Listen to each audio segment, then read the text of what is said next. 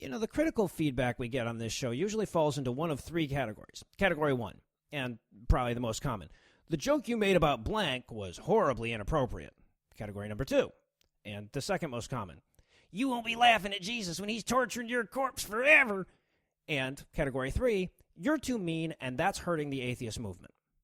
Now, to be perfectly honest, when we started the show, I dismissed the last two and I wrestled over the first one. But as the show's grown in both age and in listenership, I've shifted to dismissing the first two and wrestling over the third. See, when there were 800 people listening to this show, it was easy to laugh off the charge that the assholery coming from this show is having any real effect on the worldwide perception of atheism. But as the show's grown, I have to at least consider the fact that for some people, this podcast is going to be their first experience with the atheist movement. The title insulates us a little bit. We're pretty upfront about the not being nice thing, but I can't exactly hide behind the nobody's listening to this shit excuse anymore. Now, before I go any further, let me be clear about the feedback I'm talking about, because some people will say, hey, you were too mean when you talked about how fat and disgusting Kim Davis was. That stuff gets filed under Category 1.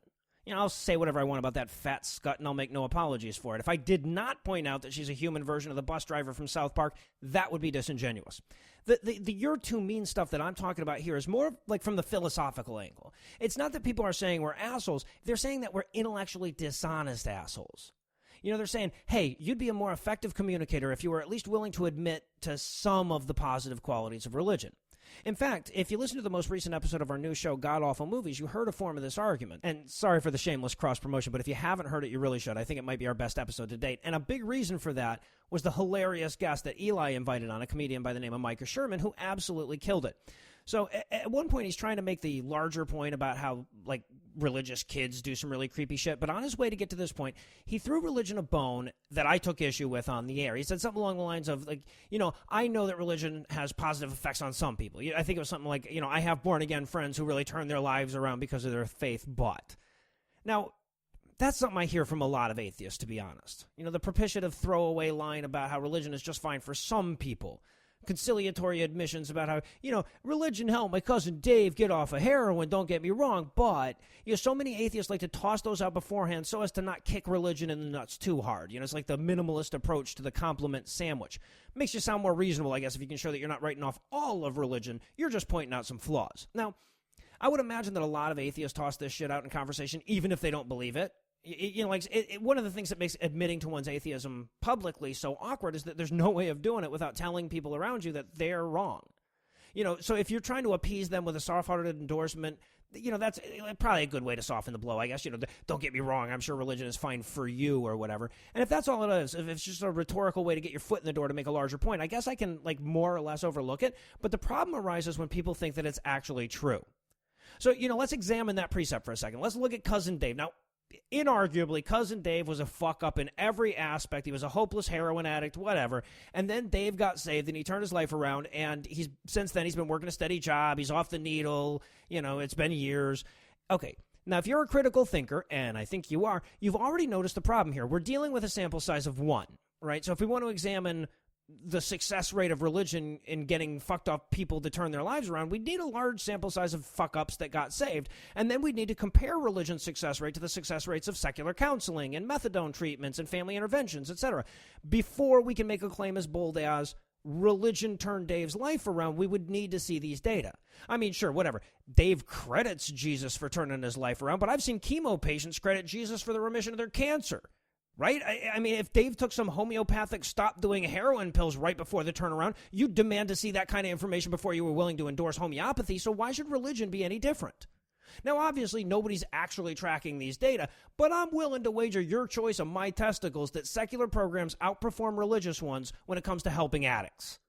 I don't think I'm creeping too far out of the ledge when I say that the evidence-based thing that adjusts itself based on success and failure is going to generally outdo the mythology-based one that has the same answer for every fucking problem. But let's say I'm wrong, right? Let's say that the AA has some other reason for, refusing to release any information about recidivism and success rates. Let's say that somebody, does all this research and they bring it back to me and they say, hey, no, look, finding Jesus has a significantly higher success rate for heroin addicts than methadone.